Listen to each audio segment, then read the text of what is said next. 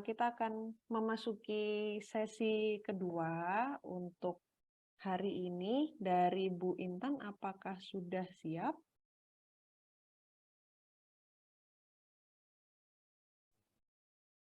Siap, Bu Mirna. Terima Baik. kasih. Setelah ini kita akan menyimak pemaparan dari Ibu Intan Livinda tentang akuntansi bisnis dan pasar modal. Dan di sini teman-teman juga masih punya kesempatan untuk melakukan bedah proposal skripsi. Barangkali yang tadi masih belum menyampaikan idenya bisa disampaikan di sini. Mungkin bisa lebih detail lagi supaya kita bisa bahas dan diskusikan bersama. Seperti itu. Baik, tanpa berlama-lama, saya persilahkan Ibu Intan untuk menyampaikan materinya. Silakan. Ya, baik. Terima kasih. Sebelumnya, makasih juga Bu Okta atas pemaparan untuk topik yang sebelumnya terkait auditing dan perpajakan. Mohon izin menyambung untuk topik yang selanjutnya.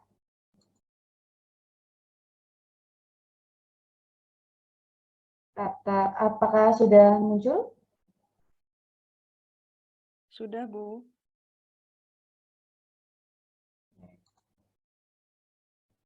Jadi kita masuk ke topik yang selanjutnya dari webinar series isu terkini dalam riset akuntansi ini untuk akuntansi keuangan dan pasar modal. Nah, jadi akuntansi bisnisnya di sini lebih fokus di akuntansi keuangannya seperti itu. Dan adapun outline secara garis besar yang akan kita bahas pada sesi kali ini, mulai dari pengantar akuntansinya.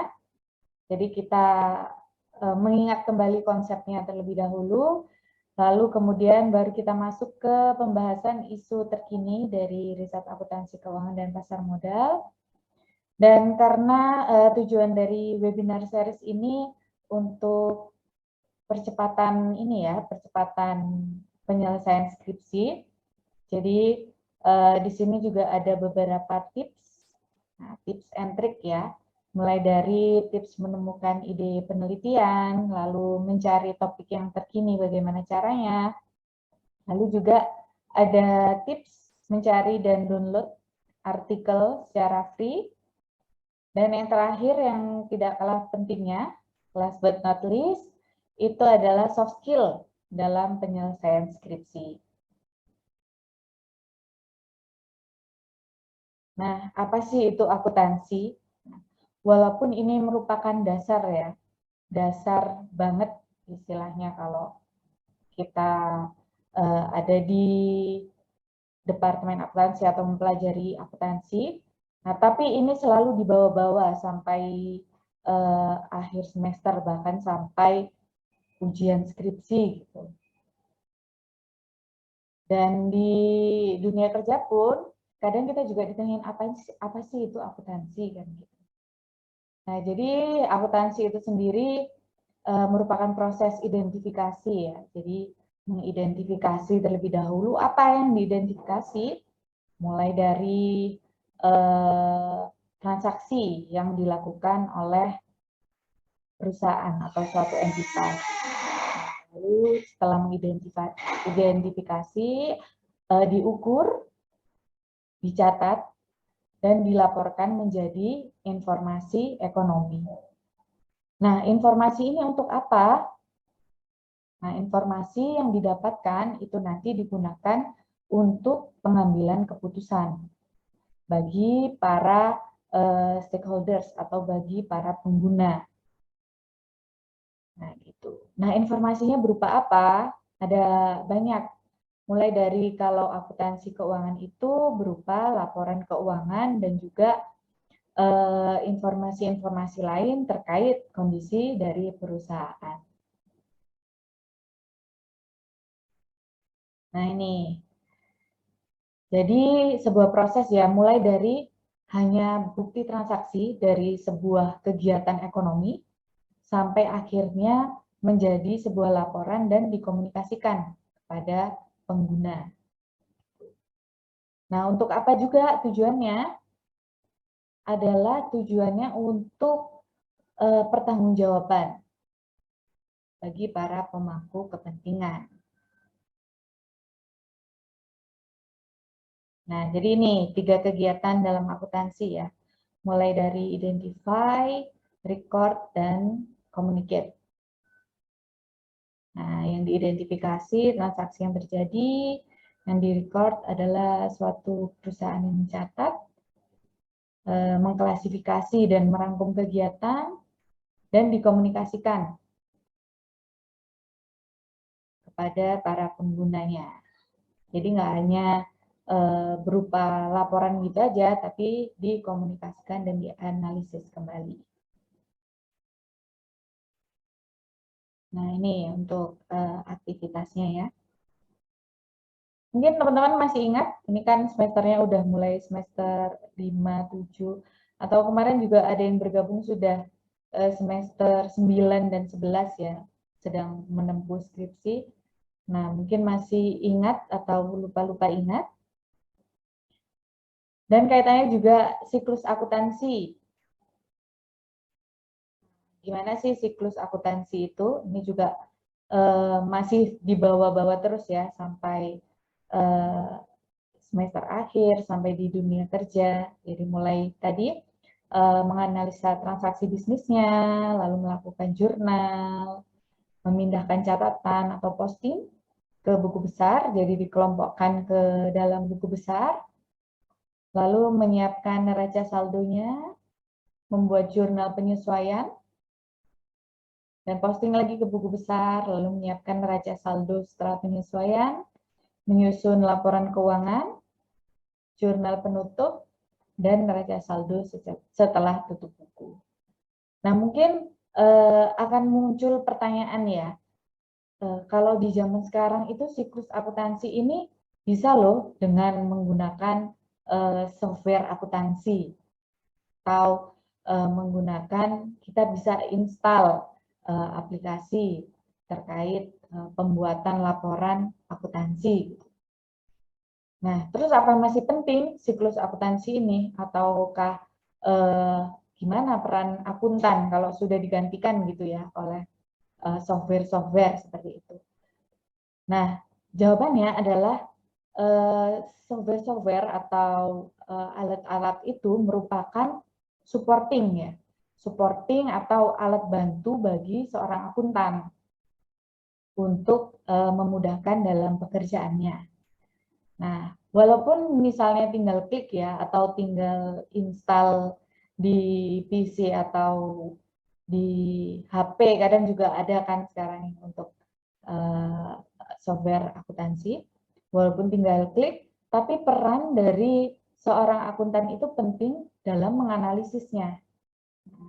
Jadi sebuah laporan atau informasi itu nggak serta-merta muncul dan sudah begitu saja, tapi perlu dianalisis, perlu dikomunikasikan. Untuk apa? Untuk pengambilan keputusan itu tadi bagi para pengguna laporan keuangannya. Nah, ini manfaat akuntansinya secara umum. Kita memberikan informasi keuangan sebagai dasar membuat keputusan manajerial. Nah, ini untuk internalnya ya. Internal dari entitas, lalu memberikan informasi juga kepada pihak eksternal.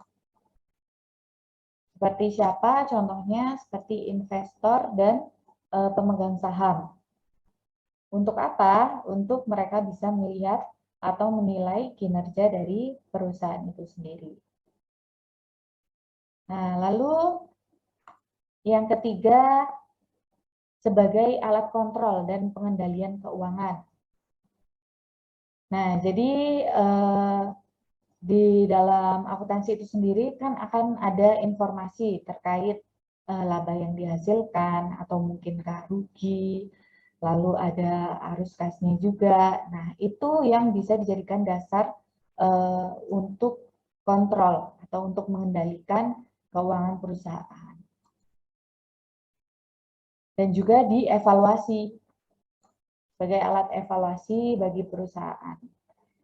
Jadi dengan adanya laporan keuangan, dengan informasi keuangan yang dihasilkan oleh akuntansi, itu bisa dilihat dari tahun ini atau tahun sebelumnya atau dengan trennya seperti apa untuk menentukan bagaimana sih strategi dari perusahaan yang akan diambil nih untuk ke depannya. Seperti itu. Nah, ini manfaat akuntansi dari bagi manajemen, bagi investor, dan bagi kreditor. Nah, masih menyambung dengan yang tadi ya, manfaat akuntansinya. Jadi di akuntansi itu ada akuntansi manajemen dan juga akuntansi keuangan, dan di mana tujuannya itu berbeda. Kalau untuk akuntansi manajemen, untuk nanti informasinya digunakan untuk internal perusahaan. Kalau akuntansi keuangan nanti lebih ke eksternal perusahaan. Nah, seperti itu. Nah, manfaat bagi manajemennya itu untuk merencanakan, mengorganisasikan, dan menjalankan bisnis. Lalu bagi investornya untuk menggunakan data akuntansi itu untuk mereka memutuskan. Nah, misalnya mau membeli saham dari perusahaan mana, atau untuk menjual kepentingan finansialnya, ini mana yang akan saya pilih gitu. Lalu juga ada manfaat bagi kreditor, jadi mau memberikan hutang ke suatu entitas itu dengan dasar informasi akuntansinya. Kaitannya dengan apakah mampu perusahaan atau entitas ini untuk mengembalikan hutangnya.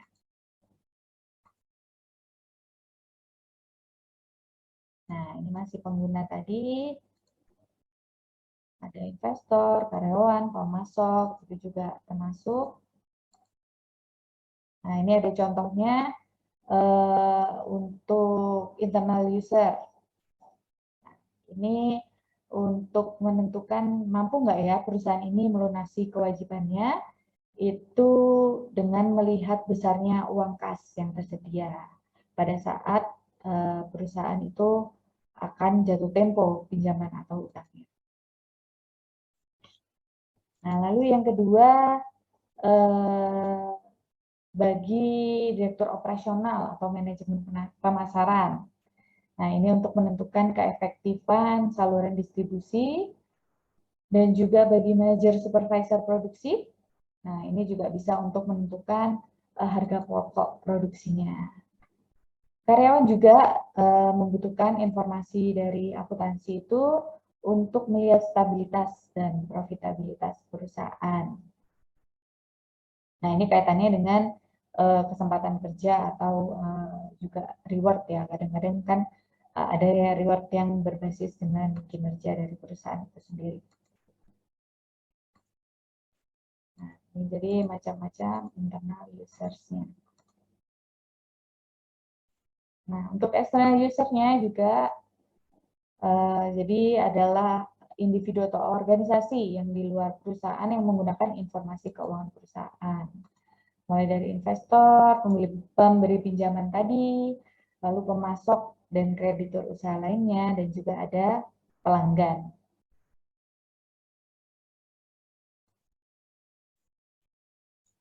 Masyarakat termasuk ke external users, pemerintah, nah, ekonom atau praktisi juga. Nah, ini biasanya untuk memprediksi situasi perekonomian dan menentukan tingkat inflasi, pertumbuhan, dan pendapatan nasional.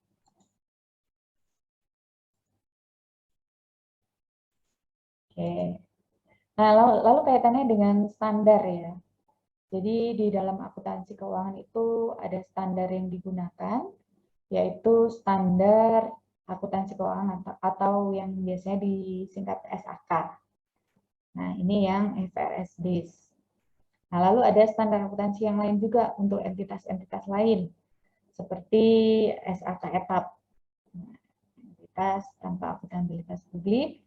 Lalu juga ada SAK untuk EMKM, SAK untuk akuntansi syariah, dan juga ada yang untuk pemerintahan, itu standar akuntansi pemerintahan atau SAP. Nah, kenapa sih kok ada standar gitu ya? kenapa butuh standar? Karena apa nggak boleh kita membuat laporan keuangan ya sesuka kita gitu. Nah, karena dengan adanya standar itu suatu informasi keuangan atau laporan keuangan yang dihasilkan itu bisa dibandingkan. Nah, itu yang terpenting. Karena bagi para pengambil keputusan, bagi stakeholder yang memerlukan informasi tersebut, biasanya akan membandingkan dari perusahaan atau entitas satu dengan entitas yang lainnya. Nah, untuk mengambil keputusan mana nih yang lebih baik atau mana yang sesuai dengan kondisi dari masing-masing. Nah, jadi itu alasan kenapa perlu ada standar. Nah, ini biasanya ditanya juga nih, kenapa kok ada standar? Apa penting? Nah, ini laporan keuangan, contoh berdasarkan standar akuntansi keuangan. Ini dari perusahaan PTS Hardware. Nah, jadi di dalam laporan keuangannya ada yang pertama laporan posisi keuangan. Nah, di dalam pos-posnya, di dalam laporan posisi keuangan ini juga bisa menarik untuk dijadikan topik penelitian dan dijadikan bahan data pendukung dari suatu penelitian. Nah, kalau laporan posisi keuangan mulai dari asetnya, lalu liabilitasnya dan juga ekuitasnya, itu yang bisa diperhatikan. Lalu ada juga laporan laba rugi. Nah, laporan laba rugi ini juga yang penting bagi para pengambil keputusan ya, melihat bagaimana kondisi perusahaan, lalu bagaimana kalau seorang peneliti ini ingin melihat kinerja dari perusahaan lewat laba atau ruginya, lewat rasio-rasio yang kaitannya dengan profitability. Nah, itu bisa diperhatikan dari laporan laba rugi atau penghasilan komprehensif lain. Lalu ini laporan perubahan ekuitas kaitannya dengan laporan laba rugi tadi. Nah, dia akan mempengaruhi laporan perubahan ekuitas.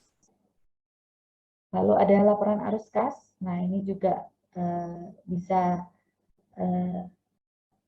diperhatikan mulai dari aktivitasnya, aktivitas operasi, aktivitas investasi, dan juga aktivitas pendanaan. Dan yang terakhir tidak lupa ada catatan atas laporan keuangannya. Nah, jadi kalau di laporan-laporan sebelumnya menghasilkan kuantitasnya, nah dijelaskan lebih lanjut di catatan atas laporan keuangan. Nah, ini juga tergantung dari jenis perusahaannya. Jadi ada perusahaan dagang, perusahaan manufaktur, perusahaan jasa. Nah, itu nanti disesuaikan lagi. Nah, kita masuk ke dalam isu terkini riset akuntansi keuangan dan pasar modal. Kalau tadi sebagai pengantarnya itu mengapa penting? Karena menjadi dasar ya, dasar pemahaman dan konsep bagi suatu penelitian kalau mau mengambil penelitian di bidang akuntansi keuangan dan pasar modal.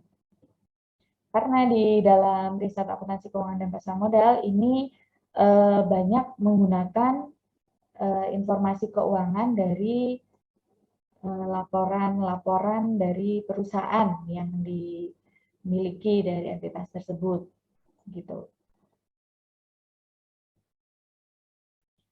Nah, kaitannya dengan apa riset-riset akuntansi keuangan itu? Kaitannya dengan motivasi penyajian informasi keuangan. Jadi informasi keuangan itu disajikan bagaimana dampaknya gitu dengan para penggunanya. Nah, bisa berupa reaksi individu atau juga bisa berupa reaksi kelompok. Kalau reaksi individu dikenal dengan riset keperilakuan dalam akuntansi keuangan, kalau yang riset kelompok dikenal dengan riset akuntansi berbasis pasar modal. Nah, ini perbedaannya. Jadi kaitannya dengan riset keperlakuan dalam akuntansi keuangan ya, itu yang individu tadi bagaimana sih reaksi dari pengguna informasi yang diterima, reaksi individunya.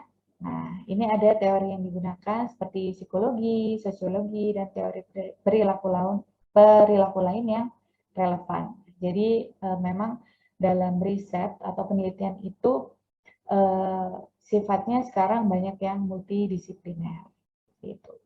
Nah, untuk strategi risetnya bisa menggunakan survei dan eksperimental. Lalu ada juga riset akuntansi berbasis pasar modal. Nah, ini yang diteliti itu adalah reaksi pasar. Nah, jadi reaksi pasar dan menggambarkan reaksi rata-rata dari para investor dalam pengambilan keputusan investasi. Nah, untuk teori yang digunakan, teori ekonomi dan teori keuangan, dan strategi risetnya itu biasanya berupa arsival ya, dan menggunakan data sekunder. Nah, karena tadi tujuannya untuk menggambarkan reaksi rata-rata. Jadi dilihat secara rata-rata seperti apa. Nah, apa itu data sekunder dalam riset akuntansi keuangan? Jadi sumber utamanya itu dari pelaporan keuangan, laporan keuangan dan informasi tambahan serta data pasar modal. Nah, juga sumber data lain yang relevan dengan kebutuhan dan data cross section atau rutun waktu dan panel. Tuh. Jadi kalau ada data primer, yaitu data yang langsung didapatkan ya, bisa melalui wawancara atau melalui kuesioner. Nah, ini menggunakan data sekunder seperti itu. Nah, biasanya pengukuran variabelnya menggunakan proksi. Nah, diproksikan atau diwakilkan. Misalnya mau mengetahui terkait profitabilitas, diproksikan dengan rasio apa, return on asset atau yang lainnya. Nah, itu menggunakan proksi.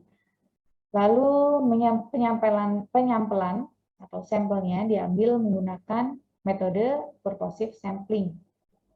Jadi menggunakan kriteria. Misalnya mau meneliti perusahaan manufaktur, nah itu kan banyak, luas, populasinya luas. Nah, lalu untuk menentukan sampel yang diambil itu menggunakan metode purposive sampling dengan kriteria-kriteria yang ditentukan. Jadi mau yang seperti apa, mungkin ditentukan ukuran perusahaannya yang seperti apa, lalu yang menerbitkan laporan keuangannya selama berapa tahun. Nah, itu yang tidak memenuhi kriteria akan dihilangkan untuk mendapatkan jumlah total sampel akhirnya. Lalu perusahaan sampelnya dan total amatan dalam tahun. Dan biasanya menggunakan analisis statistik. Nah, jadi itu kaitannya dengan penelitian kuantitatif ya. Jadi penelitian kuantitatif itu untuk digeneralisasi dan juga untuk menguji teori. Dengan teori-teori yang digunakan, bisa menggunakan teori keagenan, teori sinyal, teori keputusan, regulasi, akuntansi positif, kontrak efisien, legitimasi, pemangku kepentingan, kelembagaan. Nah, ini banyak sekali teori-teori yang bisa digunakan dan diuji. Nah, beberapa teori memang sudah lama ya, umurnya sudah lama dan sudah terus-menerus digunakan. Nah, kembali lagi kepada kita sebagai peneliti untuk memberikan kebaruan atau novelty dari teori-teori yang sebelumnya telah digunakan. Nah, menggunakan kondisi yang berbeda atau analisis yang berbeda untuk memberikan kontribusi bagi teori-teori tersebut. Nah, ini untuk beberapa contoh riset akuntansi keuangan dan pasar modal. Jadi untuk akuntansi keuangan itu biasanya kaitannya dengan accounting standarnya, lalu kaitannya dengan reporting, dan juga kaitannya dengan capital market-nya di pasar modalnya itu sendiri. Nah, kalau tadi saya sampaikan kebanyakan kuantitatif, apakah tidak bisa kalau kualitatif gitu ya? Kalau kualitatif kan lebih ke kualitas penelitiannya ya. Jadi walaupun tidak menggunakan banyak sampel atau seperti tadi melihat reaksi pasar, menggunakan satu atau beberapa data itu bisa juga dilakukan saat ini ya. Nah, dengan metode kualitatif dan juga biasanya lebih mendalam dari apa subjek yang ingin diteliti. Nah, isu riset kaitannya dengan kita sudah melalui ini ya pandemi yang semoga nggak akan datang lagi gitu. Nah, jadi dampak pandemi COVID ini menjadi suatu fenomena yang bisa diangkat. Nah, untuk dijadikan riset atau penelitian bagi kita sebagai peneliti. Nah, lalu yang kedua ada harmonisasi dalam standar akuntansi keuangan terbaru. Nah, karena standar akuntansi ini atau SAK ini biasanya tiap tahun dilakukan pembaruan ya. Lakukan pembaruan, ada yang digantikan atau ada yang direvisi melalui exposure draft-nya. Nah, ini bisa dijadikan topik atau fenomena bagi teman-teman yang ingin mengambil penelitian di kaitannya dengan standar akuntansi keuangannya. Lalu corporate governance, nah, tata kelolanya ini juga masih menjadi topik yang menarik ya untuk diteliti karena dikaitkan dengan isu-isu yang lainnya di dalam tata keuangan itu, tata kelola perusahaan itu sendiri. Lalu juga kaitannya dengan pengungkapan laporan keuangan. Nah ini untuk COVID-19 dan financial reporting issues-nya. Jadi mulai dari going concern issues, mungkin tadi sudah disinggung juga oleh Bu Okta, karena setelah adanya krisis, ada pandemi, nah keadaan dan kondisi dari perusahaan itu menjadi berubah dan mengandung ketidakpastian gitu ya. Kondisi dari perusahaannya, jadi going concern menjadi isu yang atau fenomena yang bisa diangkat.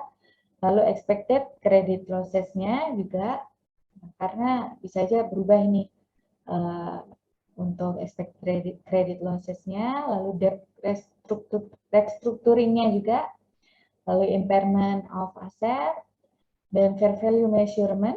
Nah, kaitannya dengan COVID-19 tadi.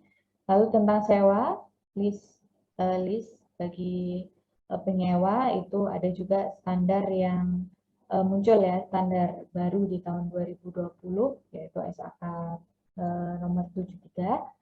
Nah, kaitannya dengan bagaimana penyewa itu mengakui liabilitas sewanya, lalu juga pengungkapan atau disclosure dari financial report-nya. Nah, ini ada beberapa contoh jurnal, artikel ya, artikel dari beberapa jurnal yang kaitannya dengan akuntansi keuangan dan juga kaitannya dengan COVID-19. Ini goodwill impairment-nya. Untuk goodwill impairment-nya. Lalu kaitannya juga dengan efisiensi, investment efisiensinya yang diteliti dengan melihat bagaimana corporate environment governance-nya. Kenapa menjadi menarik? Karena ini situasinya di saat COVID-19. Gitu. Bagaimanakah efisiensi dari usahanya. Lalu ada juga, nah ini yang kaitannya dengan kualitas laporan keuangannya. Masih berkaitan dengan COVID-19. Jadi bagaimana, apakah ada perubahan dari kualitas laporan keuangannya dan dampaknya terhadap perusahaannya seperti apa. Nah, ini juga ada aset specificity, lalu juga financial performance. Nah, ini untuk harmonisasi ya, standar akuntansi keuangan. Jadi kaitannya sebelum dan sesudah adopsi IFRS serta PSAK 73. Nah, ini yang tadi saya sampaikan, PSAK 73 yang muncul di tahun 2020 ya. Nah, ini jadi bisa dikatakan bisa kalau mau penelitian secara kualitatif. Nah, ini lebih detail lagi nanti atau lebih bagus lagi kalau dilihat dari penggunaannya dalam perusahaannya. Nah, ini juga ada jurnal. Mungkin kalau teman-teman ada yang kesulitan atau bingung kalau menggunakan jurnal internasional, boleh atau bisa menggunakan jurnal nasional, tapi sambil dilihat apakah dia sudah bereputasi atau tidak, gitu ya. Nah, kaitannya kalau di Indonesia itu dilihat Sintanya, jadi ada Sinta 1, 2, 3, 4, 5. Nah, yang tertinggi itu Sinta 1, nah itu bisa digunakan untuk sebagai dasar referensi dalam penelitian. Nah, ini yang dimiliki oleh FEBUB ya, di akuntansi ada JAMA, nah, kaitannya dengan corporate governance dan kinerja keberlanjutan. Lalu profitabilitas, nah ini juga dibahas sebagai penentu kualitas laporan keuangannya. Jadi bagaimanakah profitabilitas ini memediasi sejumlah variabel faktor penentu kualitas laporan keuangan. Oke, itu tadi untuk beberapa contoh terkait penelitian atau isu terkait akuntansi keuangan dan pasar modal. Nah, ini kita ada tips-tips nih untuk menemukan ide penelitian ya. Mulai dari tentukan dulu bidang fokus penelitiannya apa. Nah, seperti di webinar series ini kan banyak topik-topik yang dibahas mulai dari kemarin ya, mulai dari sistem informasinya, lalu akuntansi sektor publik, lalu auditing dan perpajakan tadi, dan juga ada akuntansi keuangan. Nah, itu ditentukan dulu bidang mana yang mau dijadikan fokus penelitiannya.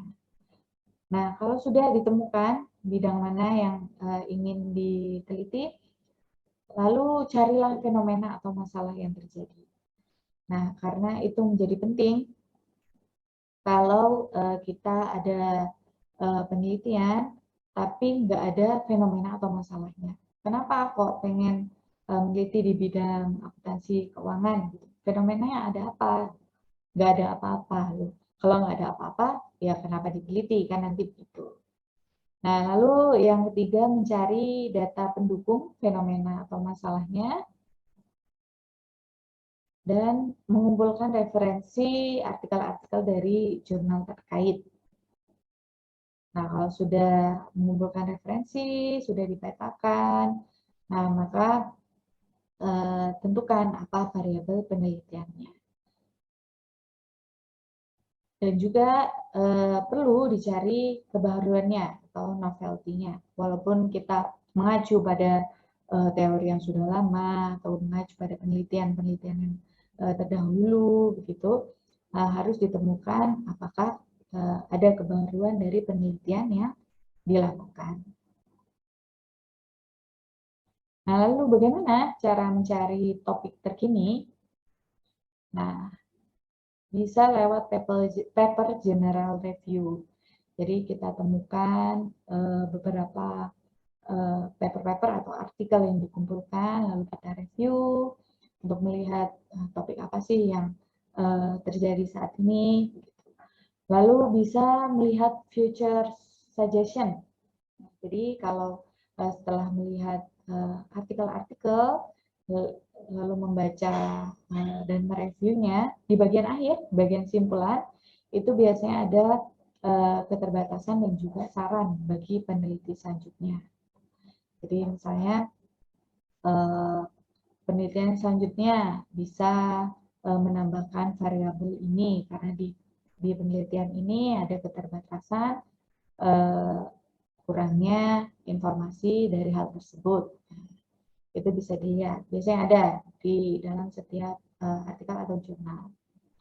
Nah, lalu juga bisa melihat-lihat call for paper di jurnal internasional.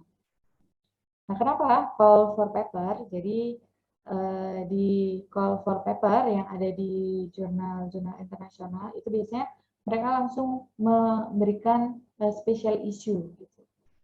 Jadi untuk akuntansi keuangan, spesial isunya misalnya terkait COVID-19 tadi, bagaimana pelaporan keuangannya. Lalu topiknya itu lebih spesifik. Jadi ada panduan topik yang spesifik. Di situ bisa kita cari fokus penelitiannya mau dengan topik apa. Nah, apa sih ide, masalah, isu riset yang layak? Nah, jadi yang relevan ya pastinya, yang menarik dan juga dapat dilakukan. Mungkin bisa relevan atau menarik, tapi ternyata nggak bisa dilakukan. Nah, nanti penelitiannya tidak selesai, kan seperti itu. Nah, ini ada beberapa tips untuk mencari dan download artikel secara free ya. Kalau misalnya teman-teman lewat Google, googling gitu kan kadang tidak keluar ya artikel yang diharapkan atau nggak sesuai lah dengan keinginan atau yang muncul yang tidak bereputasi atau yang tidak lengkap dan lain sebagainya. Nah, jadi teman-teman bisa membuka dari situs jurnal terkaitnya, bisa Science Direct, Emerald, Scopus. Nah, itu bisa dilihat. Nah, di sana biasanya ada yang open access dan tidak open. Seperti itu. Nah, gimana kalau sudah menemukan artikel, terus tertarik, tapi ternyata nggak open access? Nah, situ bisa ditemukan DOI-nya. Nah, DOI-nya ditemukan. Nah, itu bisa dipindah atau di copy paste ya ke akun web ini, Library Genesis.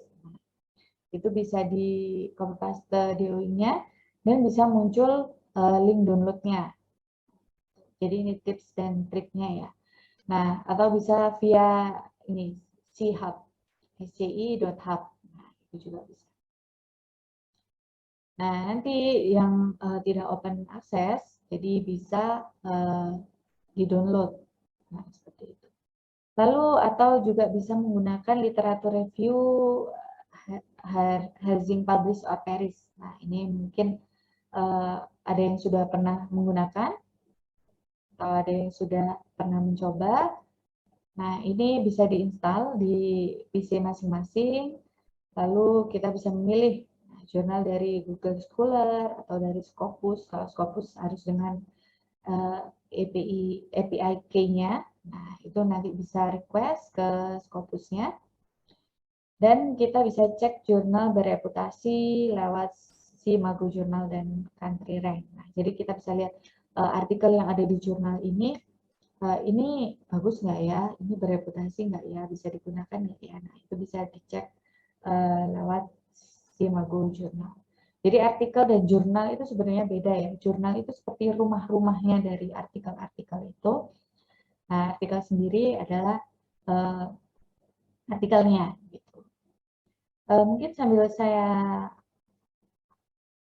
lihatkan publish or perish ya, gimana wujudnya sebelum saya lanjutkan.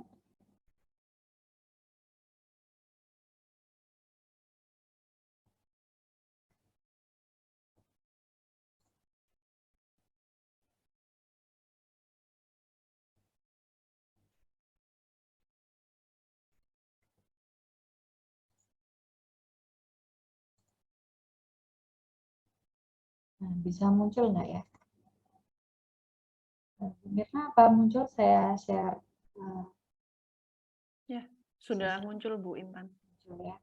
Nah ini, jadi kita bisa menggunakan literatur review ini. Misalnya kita mau mencari search beberapa literatur ya terkait ini misalnya corporate governance kaitannya dengan pandemi COVID. Nah, misalnya di title-nya di sini, lalu tahunnya juga bisa kita cantumkan. Saya kita nggak mau yang lama-lama ya, mau yang terbaru biar sesuai dengan yang terkini. Nah, ini tahunnya di sini. Lalu resultnya mau berapa, itu bisa muncul semua. Nanti di search. Nah, di sini akan muncul banyak literatur yang diinginkan sesuai dengan yang kita harapkan. Nah, untuk publishernya juga di ini ya ditampilkan. Jadi dari jurnal mana. Nah, nanti kita bisa akses artikel-artikel tersebut. Dan ini juga bisa disimpan.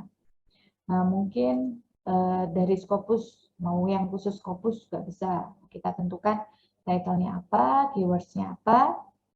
Nah, ini jurnal-jurnal yang ada di Scopus, terindeks Scopus ya. Nah, ini muncul literatur-literatur, artikel-artikel yang sesuai. Kalau mau bahasa Indonesia juga bisa, mungkin ketik keywordnya disesuaikan dan nanti muncul literaturnya. Nah, sambil dilihat publisher-nya dari mana saja. Seperti itu. Mungkin ada yang sudah pernah mencoba atau sudah menggunakan.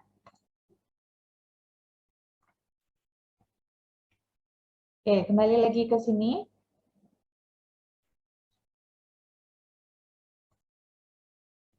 Nah, ini yang terakhir yang tidak kalah penting dalam penyelesaian skripsi itu adalah soft skill-nya. Soft skill dalam penyelesaian skripsi. Nah, yang pertama ada etika dalam pembimbingan. Nah, jadi dalam penyelesaian skripsi kan mahasiswa nggak berdiri sendiri ya, nggak yang langsung meneliti sendiri, tapi lewat pembimbingan dengan dosen pembimbing. Nah, jadi perlu diperhatikan etikanya dalam pembimbingan, mulai dari janjian nih, mulai dari WA-nya, perhatikan waktunya, perhatikan kalimat yang digunakan. Nah, lalu juga dalam pembimbingannya itu sendiri memahami kondisi dari dosennya, misalnya sedang rapat atau sedang ngajar gitu ya. Kita minta tiba-tiba datang minta bimbingan, nah itu juga perlu diperhatikan. Karena pada dasarnya dosen itu juga tidak akan menyusahkan atau tidak akan menyulitkan mahasiswanya. Jadi etika dalam pembimbingan itu perlu, dan juga ada beberapa hal yang perlu diperhatikan itu adalah tidak boleh mudah putus asa gitu ya. Jadi biasanya namanya juga bimbingan, pasti ada revisi. Gitu. Kalau nggak revisi nanti masa langsung ujian kan nggak mungkin gitu ya. Jadi mentalnya disiapkan untuk menghadapi revisi. Gitu. Ada revisi, jangan langsung putus asa. Saya nggak mau bimbingan lagi saya nggak mau melanjutin soalnya direvisi. Gitu. Nah itu termasuk soft skill dalam penyelesaian skripsinya juga ya, untuk mengatur mood-nya bagi para penulis. Lalu soft skill pengumpulan data. Soft skill pengumpulan data itu mulai dari bagaimana kita menggunakan literasi digital, karena sekarang sudah mudah sekali ya informasi-informasi itu diakses. Lalu untuk data-data yang diperlukan itu juga menggunakan skill kita dalam menggunakan digital ya. Lalu juga kalau yang data yang dibutuhkan itu lewat data primer, nah itu juga perlu diketahui bagaimana etika dan soft skill dalam wawancara misalnya. Wawancara mau terstruktur atau semi terstruktur. Lalu untuk penyebaran kuesioner itu juga, karena kan nggak mungkin kita langsung tiba-tiba datang terus saya mau wawancara gitu kan, tujuannya apa disampaikan terlebih dahulu. Lalu juga bisa menggunakan pengantar ya, pengantar penelitian dari departemen, nah, seperti itu. Lalu juga yang terakhir tidak kalah penting adalah manajemen waktu. Nah, usahakan teman-teman itu punya timeline. Jadi target mau mengerjakan bab ini targetnya berapa lama. Lalu yang kedua mau mengerjakan atau menganalisis datanya kapan waktunya. Nah, manajemen waktu itu menjadi penting karena ada batasan juga bagi teman-teman mahasiswa dalam menyelesaikan skripsi sampai waktu yang ditentukan. Seperti itu. Baik, mungkin itu dari saya, Bu Mirna. Saya kembalikan lagi kepada moderator. Terima kasih. Baik, terima kasih Bu Intan. Wah, banyak sekali ya tadi setelah pagi kita sudah mendapatkan materi tentang auditing dan perpajakan. Kemudian kita dapat ilmu baru lagi tentang riset-riset di bidang akuntansi, keuangan, dan bisnis gitu ya. Jadi tadi sudah kita diajak mengingat kembali akuntansi itu sebenarnya apa sih ya. Ini mungkin yang sekarang udah semester akhir gitu, ingat lagi waktu semester 1 dulu belajar apa gitu. Kemudian juga kita diajak belajar juga mengetahui apa-apa saja contoh-contoh penelitian di bidang akuntansi keuangan, kemudian bagaimana cara kita mengumpulkan literatur sebagai referensi untuk kita melakukan penelitian, dan yang tidak kalah penting teman-teman juga perlu mengasah soft skill dalam proses skripsi ini, karena ini tidak hanya bicara tentang konten ya, tapi bagaimana teman-teman memproses pengerjaan skripsinya masing-masing dengan baik. Nah, mungkin selanjutnya akan saya berikan kesempatan bagi teman-teman di sini. Apabila ada yang hendak ditanyakan atau didiskusikan dengan Bu Intan, khususnya bagi teman-teman yang risetnya topiknya tentang akuntansi keuangan nih, yang mungkin meneliti juga tentang di perusahaan, pasar modal, mungkin bisa juga didiskusikan di sesi kali ini. Silahkan teman-teman bisa raise hand ataupun mengirimkan pertanyaannya di kolom chat. Mungkin ada dari teman-teman di sini, ada lebih dari 60 orang ya. Saya yakin di sini pasti punya apa ya, gagasan yang beda-beda gitu untuk penelitiannya masing-masing. Jadi silahkan apabila ada yang hendak didiskusikan dengan Bu Intan. Iya, boleh silakan. Mungkin ada yang di sini sudah menemukan ide gitu terkait dengan akuntansi keuangan atau pasar modal, atau ada yang sudah jalan, boleh sambil di-sharing ide penelitiannya. Oke, ada nggak nih dari teman-teman? Karena topik tentang akuntansi keuangan dan pasar modal ini kayaknya hampir setiap tahun ya pasti ada gitu yang bahas deskripsinya, karena memang lingkupnya sangat luas dan bisa dianalisis dari berbagai konteks gitu, perusahaan manufaktur ataupun perusahaan-perusahaan jasa atau sekarang startup itu kondisinya bagaimana itu sangat mungkin dianalisis di dalam topik ini. Begitu. Mungkin sambil menunggu dari teman-teman, ini tadi saya juga menemukan satu topik yang menarik nih dari yang disampaikan Bu Intan. Khususnya tentang pandemi ya, karena selama pandemi kemarin hampir seluruh jenis usaha itu terdampak gitu, terdampak dalam baik operasi bisnisnya maupun keuangannya sendiri. Kemudian tadi juga di salah satu isunya itu ada tentang debt restructuring gitu, restrukturisasi utang. Ini mungkin ada teman-teman yang sudah familiar ataupun ada yang, wah apa sih restrukturisasi utang tuh? Karena kemarin sempat ya kalau teman-teman ngikutin beritanya, ada salah satu perusahaan BUMN yang melakukan restrukturisasi hutang ini dan dampaknya cukup besar gitu. Kalau dari Bu Intan sendiri mungkin bisa memberikan penjelasan mungkin sekilas tentang debt restructuring itu apa dan mengapa ini juga menarik gitu untuk dianalisis. Silahkan Bu Intan. Ya, jadi memang menarik ya terkait restrukturisasi utang itu sendiri. Kaitannya dengan pandemi COVID itu tadi. Jadi perusahaan itu meninjau ulang atau melihat kembali dari utang yang dimiliki dari perusahaan itu sendiri.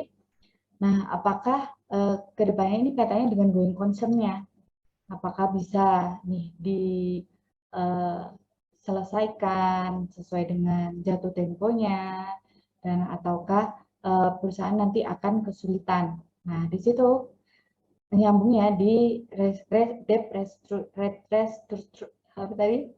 restructuring-nya gitu. Restrukturisasi utangnya. Nah, gitu.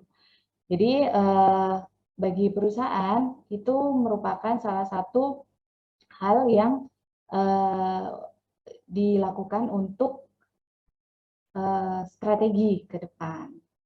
Jadi untuk utangnya dan dari laporan keuangannya, kinerja perusahaannya, apakah nanti akan mempengaruhi, karena dari liabilitasnya akan mempengaruhi di kinerja perusahaannya. Seperti itu Mbak Mirna.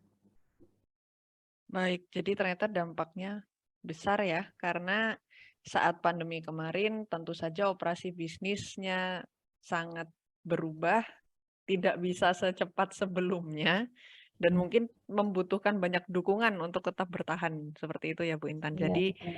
teman-teman mungkin yang tertarik dengan topik ini ya, mengulik-ngulik laporan keuangan dari perusahaan, kemudian melihat ada restrukturisasi utang. Nah, itu mungkin bisa jadi peluang penelitian yang selain menarik, mungkin juga punya dampak yang cukup besar gitu. Karena memang selama pandemi kemarin, komposisi utang dalam perusahaan tuh nanti akan sangat menentukan nih mereka akan bisa membayar atau bisa berlanjut atau tidak. Gitu. Jadi dari satu kondisi pandemi COVID-19 yang sama-sama kita alami itu sangat banyak yang bisa dieksplor. Jadi silakan mungkin teman-teman di sini sudah mungkin terpikirkan gagasan nih yang berkaitan dengan situasi bisnis saat pandemi kemarin ataupun yang lain bisa didiskusikan bersama. Apakah ada dari teman-teman boleh raise hand atau mencantumkan pertanyaannya di kolom komentar. Ya, atau mungkin ada yang sudah siap proposal skripsinya nih dari yang semester 5, jadi yang gercep-gercep bisa sambil di-share untuk dibahas bersama. Oke, ada yang sudah siap mungkin? Baik, teman-teman dari yang semester 5 ataupun semester 7 yang sedang proses, apabila ada proposal skripsinya yang kira-kira bisa kita diskusikan, boleh ya Bu Intan kita Iya, boleh. share di sini, dibahas bareng sama teman-teman yang lain. Karena ini adalah kesempatan yang sangat baik nih untuk selain bimbingan dengan pembimbing masing-masing ya, tentunya mumpung di sini ada Bu Intan juga, kita bisa diskusi nih dari proposalnya teman-teman. Apakah idenya ini sudah relevan, sudah menarik, sudah punya novelty atau belum? Itu ya yang nggak kalah penting gitu. Jadi jangan sampai teman-teman meneliti sesuatu yang ya sebenarnya sudah diteliti dan sudah ditemukan jawabannya gitu. Nanti novelty-nya nggak ada. Nah, Ada nggak dari teman-teman di sini yang mau berbagi nih? Atau ada yang mungkin mau curcol gitu terkait proses pengerjaannya, ada kesulitan dalam mencari datanya atau kesulitan dalam proses pembimbingannya gitu. Boleh kalau mau curcol. Wah, seru nih kalau misalkan ada yang cerita ya, karena pasti setiap bimbingan tuh ada saja gitu ceritanya, entah yang bolak-balik harus revisi terkait datanya atau terkait mappennya, atau mungkin teman-teman harus banyak baca ya, karena biasanya pembimbing akan memberikan sumber bacaan yang cukup banyak gitu ya, dan itu harus ditelaah dalam waktu singkat gitu. Ada nggak nih di sini teman-teman yang mau berbagi nih tentang proposal skripsinya, proses pengerjaannya, ataupun mungkin ada pertanyaan terkait topik yang sudah disampaikan oleh Bu Intan tadi?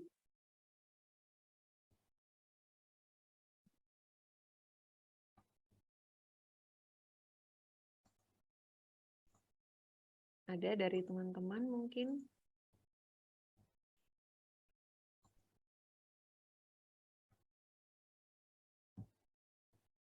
Atau mungkin dulu waktu Bu Intan masih ini ya, kuliah ya, baik S1 maupun S2 gitu. Itu kalau boleh tahu saat itu apakah menelitinya juga berkaitan dengan akuntansi keuangan atau tentang topik yang lain? Dan kira-kira waktu itu proses mengerjakannya bagaimana? Siapa tahu ada insight ya dari pengalamannya Bu Intan sendiri gitu dalam mengerjakan penelitian.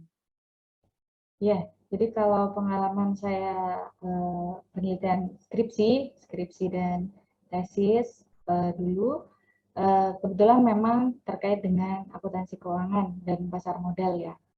Jadi terkait corporate governance selalu dikembangkan waktu S2 terkait efisiensi usahanya.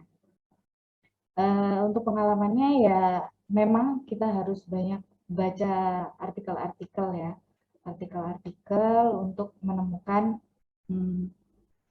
fenomena apa yang menarik gitu di dalam topik tersebut. Gitu. Nah terus dalam proses pencariannya memang yang susah waktu itu adalah download artikelnya gitu ya. Tapi teman-teman bisa memanfaatkan sekarang literatur digitalnya itu sudah semakin banyak dan di departemen saya kurang tahu sekarang masih atau enggak itu juga sudah berlangganan gitu untuk jurnal-jurnal bereputasi. Jadi diupdate setiap minggu atau setiap bulan untuk password akunnya, nah, itu bisa digunakan, dimanfaatkan dengan baik. Jadi kita bisa menggunakan fasilitas dengan baik dan juga itu tadi tidak mudah putus asa. Jadi saya dulu targetnya adalah setiap minggu harus bimbingan, gitu. Sampai bosen mungkin ya dosen pembimbingnya, tapi dengan keterbatasan waktu juga dan kebetulan dosennya juga ada waktu untuk memberikan bimbingan, ya kita pendekatannya baik-baik juga kan ya, kapan bersedia atau kapan ada waktu luang, nggak harus kita ngomong, Bu saya hari ini mau bimbingan. Nah, jadi ada etikanya juga tadi yang perlu diperhatikan dan revisi itu pasti, jadi dinikmati aja prosesnya agar bisa kita selesaikan berita itu dengan baik dan dengan tepat waktu ya sekarang yang diharapkan. Gitu Bu Mirna. Baik, ternyata dari ini ya, mungkin bagi teman-teman yang nanti ada rencana, mungkin ingin lanjut studi juga, ternyata penelitian kita saat S1 itu sangat bisa untuk dikembangkan saat Iya, betul. kita di jenjang berikutnya. Jadi teman-teman bisa dikatakan nggak perlu terlalu banyak mikir dari awal ya, from scratch itu nggak usah, tapi teman-teman bisa ngambil ide dari yang waktu S1 dulu skripsinya apa, kemudian dikembangkan sesuai dengan fenomena yang terjadi di masa itu nanti, begitu. Dan jangan lupa juga tadi mungkin sedikit pesan juga ya dari Bu Intan saat kita hendak menyelesaikan skripsi, pastikan teman-teman punya target waktu yang jelas tadi ya. paling nggak seminggu harus bimbingan gitu. Itu sangat bagus ya teman-teman kalau memang bisa setiap minggu bimbingan, atau mungkin begitu diberikan revisi langsung dikerjakan dan diserahkan kembali ke dosennya, itu juga akan sangat membantu teman-teman untuk mempersingkat waktu pengerjaannya gitu. Terima kasih tadi sudah sharing pengalamannya juga ya Bu Intan ya, mengerjakan skripsi dan tesis gitu. Nah, ini teman-teman mungkin di sini ada yang punya pertanyaan. Tadi bisa terkait tentang topik akuntansi keuangan dan pasar modal, ataupun tentang proses pengerjaan skripsi. Gitu. Karena ini tidak hanya tentang, lagi-lagi tidak hanya tentang hasil penelitiannya, tapi juga bagaimana teman-teman menjalankan proses penelitian ini dengan baik. Gitu. Jadi nggak sekedar menggugurkan kewajiban untuk skripsi gitu, tapi memang teman-teman bisa belajar sesuatu dari proses ini. Silakan, ada yang mau bertanya dari teman-teman sekalian, atau yang sudah punya proposal skripsi, mungkin dalam bentuk Word atau PDF ya, yang bisa dibagikan gitu bersama, kita akan bisa bahas bersama dengan Bu Intan. Anggap aja nih kayak ini ya, bimbingan di luar dengan pembimbing sendiri gitu ya. Mumpung sama Bu Intan juga kita bisa dapat feedback.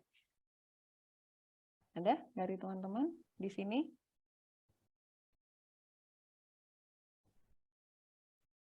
Yang meneliti tentang akuntansi, keuangan, dan pasar modal. Oke, kalau boleh tahu nih mungkin ada yang mau sharing juga, mungkin topiknya apa gitu, topik penelitiannya. Mungkin tidak selalu yang berkaitan dengan yang disampaikan Bu Intan, tapi setidaknya di sini kami bisa mendapatkan kayak gambaran sebenarnya teman-teman ini tertariknya dengan topik apa. Kalau memang ada yang relevan dan bisa diberikan feedback, itu akan sangat membantu mungkin ya. Ada dari teman-teman? Karena isu saya izin bertanya. nggak habis-habis nih. Oke, Mas Komarudin, silahkan. Ya, silakan. Baik Bu, terima kasih atas kesempatan yang diberikan. Perkenalkan saya Komarudin dari Setiawan. Ini saya izin bertanya konsultasi sih biasanya. Jadi kan gini Bu, kebetulan saya sekarang sedang magang dan sedang menempuh skripsi juga. Dan saya berencana untuk ambil bahan skripsi di sini tempat magang saya. Dan saya kan tertarik di akuntansi keuangan juga, yaitu terkait dengan kinerja keuangan perusahaan. Akan tetapi setelah saya riset, ternyata tuh sudah ada yang pernah meneliti di sini Bu. Dia meneliti kinerja keuangan di perusahaan ini dengan menggunakan hasil keuangan. Akan tetapi itu datanya tidak lama, 2014 sampai dengan 2017. Sedangkan data yang terbaru ini sudah ada, 2018 sampai 2022 ini sudah ada. Saya juga berencana ambil itu, akan tapi setelah mendengarkan pemaparan tadi, kalau sudah ada yang pernah meneliti itu kayak novelty-nya nggak ada itu. Nah itu menurut Ibu sarannya bagaimana? Terima kasih. Baik. Silakan Bu Intan. Iya, terima kasih Mas Komarudin atas pertanyaannya. Menarik ya. Jadi sambil menyelam minum air nih Mas Komarudin ceritanya. Jadi sambil magang, sambil sekalian nanti mencari data-data yang dibutuhkan untuk skripsi. Lebih gercep lagi ya jadinya ya. Nah, untuk terkait kinerja keuangan, nah mungkin ada proksi yang bisa digunakan yang lain yang berbeda dengan penelitian yang sebelumnya. Karena kan kinerja keuangan itu bisa banyak ya. Bisa dari profitabilitasnya atau yang lainnya. Nah, itu bisa digunakan yang lainnya. Nah, dan ditinjau kembali kaitannya dengan fenomenanya. Jadi kalau misalnya mau meneliti di perusahaan ini, nah dilihat dulu fenomenanya apa. Kenapa sih kok mau meneliti di perusahaan ini? Secara ilmiah ya alasannya apa? Karena kalau kita menjawab secara tidak ilmiah karena saya magang di sini, nah itu jadi kita nggak tahu ini kebaruannya apa. Nah, jadi kaitannya dengan fenomenanya apa yang ada di sana yang menarik gitu. Nah, dengan fenomena yang didapatkan nanti bisa ditarik variabel-variabel apa yang akan digunakan dengan proksi-proksi yang lain mungkin ya, yang berbeda dengan penelitian sebelumnya. Mungkin kalau penelitian sebelumnya menggunakan tahun yang lama dengan proksi yang sama. Nah, tahun yang Mas Komarudin sekarang pengen menggunakan proxy yang sama tapi dengan tahun yang baru. Nah, mungkin kalau dengan proxy yang sama tapi tahun yang baru, dilihat dulu apakah ada isu di sana gitu. Kalau ternyata tidak ada isu, jadi nanti novelty-nya kurang dapat. Dan istilahnya seperti itu. Atau mau ditambahkan variabel-variabel lain yang mendukung gitu ya untuk kinerja perusahaannya. Itu juga bisa ditambahkan seperti variabel moderasi atau mediasi, itu bisa ditambahkan sebagai kebaharuan dari penelitian sebelumnya. Gitu Mas Komarudin. Ya Bu, berarti kita lebih mencari hal-hal itu isu terbaru lagi gitu ya untuk menambah kebaruan dan juga novelty. Iya, betul. Baik. Baik Bu, terima kasih Bu. Iya, sama-sama. Semoga sukses buat Mas Komarudin. Amin Bu, terima kasih.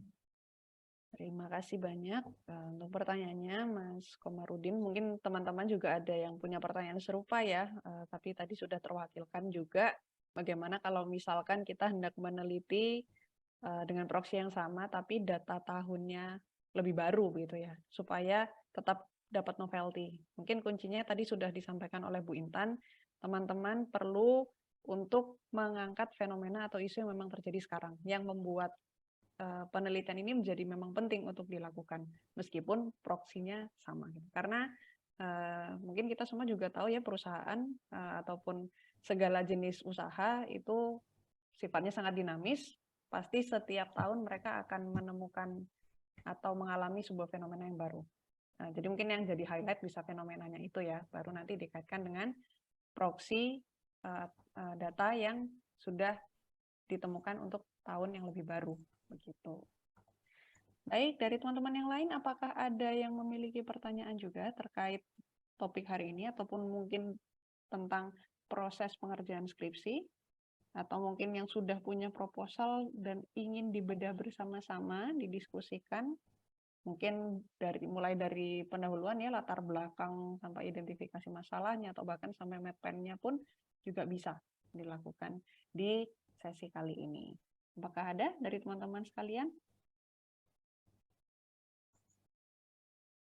Mungkin ada yang seperti Mas Komarudin juga ya, sedang magang, kemudian ingin mengangkat fenomena di tempat magangnya, tapi masih bingung gitu, bagaimana cara menampilkan fenomena ini secara ilmiah.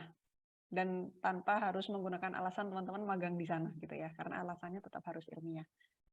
Gitu. Apa? Mungkin ada dari teman-teman sekalian? Boleh disampaikan langsung, raise hand, atau dengan menggunakan kolom percakapan atau kolom chat. Silakan.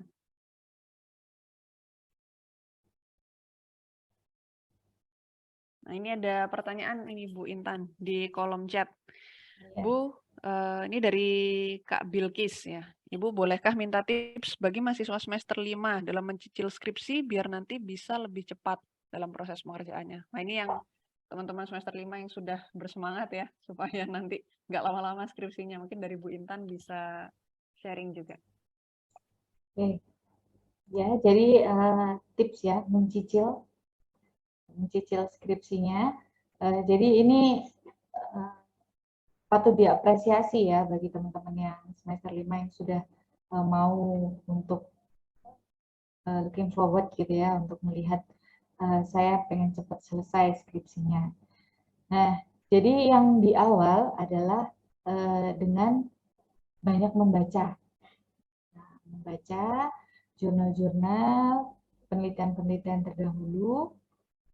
Nah, lalu melihat atau download artikel dan melihat-lihat tadi seperti tips saya sebelumnya, call for paper itu bisa dilihat untuk menemukan topik apa sih yang sedang hangat gitu.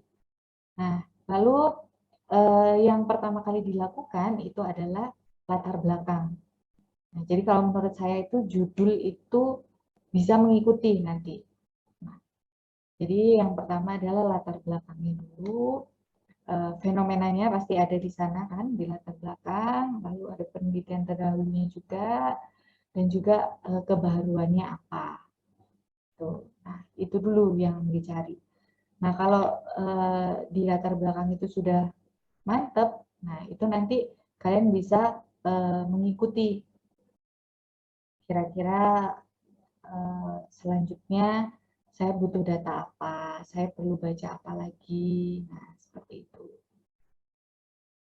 Mungkin seperti itu Mbak Bilkis ya, Bilkis Haripati. Baik, semoga menjawab ya. Atau mungkin kalau Mbak Bilkis ada pertanyaan follow up, juga boleh dilanjutkan di kolom chat seperti itu. Seperti tadi yang sudah disampaikan Bu Intan, bagi teman-teman baik yang semester 5 maupun sekarang semester 7 yang sedang menempuh skripsi, tetap kembali lagi perlu banyak membaca ya. Karena dari membaca itu akhirnya kita bisa tahu kira-kira fenomena apa yang bisa diangkat seperti itu. Dan banyak sekali artikel jurnal yang juga bisa dieksplor ya, Bu Intan. Iya, betul. Jadi tipsnya baca, baca, baca, tulis. Nah, kemarin Bu Mena juga menyampaikan. Iya, jadi memang apa ya, mungkin juga teman-teman di sini saat membaca artikel jurnal ya, mungkin di awal-awal mindsetnya, waduh banyak gitu ya yang harus dibaca. Mungkin teman-teman di sini bisa menentukan juga tujuan membacanya dulu gitu. Misalkan untuk mengetahui fenomena, sekedar untuk mengetahui fenomena, mungkin teman-teman bisa lihat dari abstrak ataupun dari latar belakangnya gitu. Kalau misalkan teman-teman pengen belajar metodologinya, boleh baca bagian medpennya. Atau mungkin saat teman-teman benar-benar penasaran sebenarnya hasil penelitiannya apa dan kira-kira apa yang bisa dieksplor, teman-teman bisa ke bagian kesimpulan dan juga saran ya, future suggestion gitu. Jadi mungkin saat membaca artikel dengan sesuai kebutuhan itu akan lebih memudahkan teman-teman. Jadi nggak harus langsung dihabiskan gitu ya satu artikel, Ya, tapi memang fokus. ya fokus, tentukan dulu tujuan teman-teman membaca itu untuk apa gitu. Mungkin itu akan bisa memudahkan teman-teman. Gitu ya, mungkin saya juga akan menyampaikan lagi untuk teman-teman yang sudah hadir di sesi kedua ini, silahkan untuk mengisi daftar hadir yang sudah dibagikan di kolom chat, supaya nanti bisa terekam semua siapa saja yang sudah mengikuti sesi hari ini. Dan mungkin dari teman-teman, apakah ada lagi yang hendak ditanyakan kepada Bu Intan? Atau mungkin mau diskusi juga tentang proposal skripsinya? Boleh, silahkan. Kita mungkin masih bisa satu lagi ya, Bu Intan, untuk pertanyaannya. Silahkan kalau dari teman-teman ada yang hendak ditanyakan. Baik tentang riset akuntansi keuangan, proses mengerjakan skripsi, atau proses sebenarnya kita harus mengidentifikasi artikel jurnal yang sesuai sama penelitian kita gimana sih gitu. Mungkin teman-teman perlu tahu nih kira-kira kata-kata kunci apa yang juga harus teman-teman pahami gitu ya saat browsing tentang artikel jurnal. Oke, ada dari teman-teman di sini? Belum ada? Baik, mungkin jika belum ada, saya persilahkan Ibu Intan untuk menyampaikan pesan mungkin atau closing statement bagi teman-teman yang sedang atau akan mengerjakan skripsi. Silahkan Bu Intan. Baik, terima kasih Bu Mirna. Pada para peserta webinar nih ya, dari kemarin ada webinar series. Terima kasih yang sudah terus bergabung. Nah, dari sesi 1, 2, 3 sampai sesi yang terakhir ini, dengan harapan teman-teman bisa menemukan topik atau isu terkait penelitian yang akan diangkat nanti atau yang sedang dilakukan. Semoga memberikan tambahan informasi, memberikan masukan, dan juga semoga teman-teman bisa lulus tepat waktu nanti. Kaitannya dengan topik dari akuntansi keuangan yang memang luas, bisa dipersempit lagi dengan fenomena yang ada, jadi mana yang mau diangkat, sehingga bisa fokus penelitiannya didapatkan dan bisa dilanjutkan ke dalam proposal penelitiannya. Oke, mungkin itu saja dari saya. Semoga sukses selalu buat teman-teman dan lancar dalam studinya sehingga nanti skripsinya lancar dan lulusnya juga bisa tepat waktu. Terima kasih, Bu Mirna. Baik, terima kasih Bu Intan. Nah, sebelum mungkin kita ke pengumuman dan ke akhir sesi, mungkin teman-teman silakan untuk mengaktifkan kameranya untuk kita bisa foto bersama. Teman-teman yang masih off cam, jangan malu-malu, silakan dinyalakan kameranya ya. Kita di sini ada berapa slide sekarang? Oh, ada 2. Silakan ya, siap-siap bagi teman-teman semua yang sudah hadir tapi belum aktifkan kameranya. Akan saya hitung mundur. Silakan bersiap. 3, 2, 1. Baik, sekali lagi silakan siapkan ekspresi terbaiknya. 3, 2, 1. Baik, tadi sudah sesi foto bersama dan saya hendak mengumumkan kembali teman-teman yang belum mengisi daftar hadir, silakan untuk mengisi daftar hadir yang sudah tersedia di kolom chat. Dan kemudian untuk Mas Komarudin tadi sudah bertanya ya, serta membagikan ide risetnya tentang kinerja keuangan, boleh silakan memberikan nomor handphonenya di kolom chat karena Mas Komarudin berhak untuk mendapatkan reward berupa top up GoPay.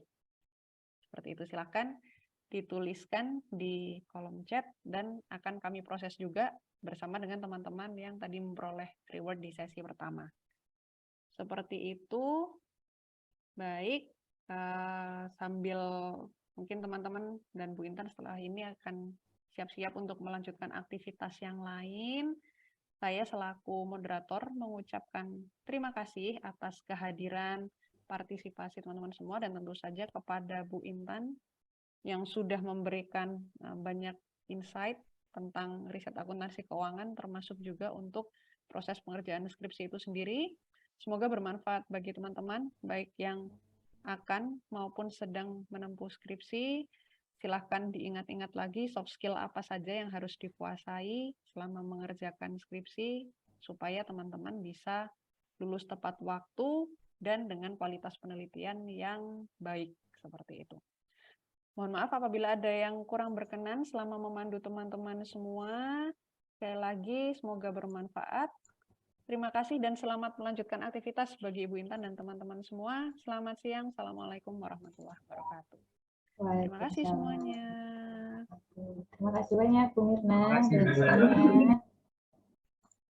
Terima kasih. Ya.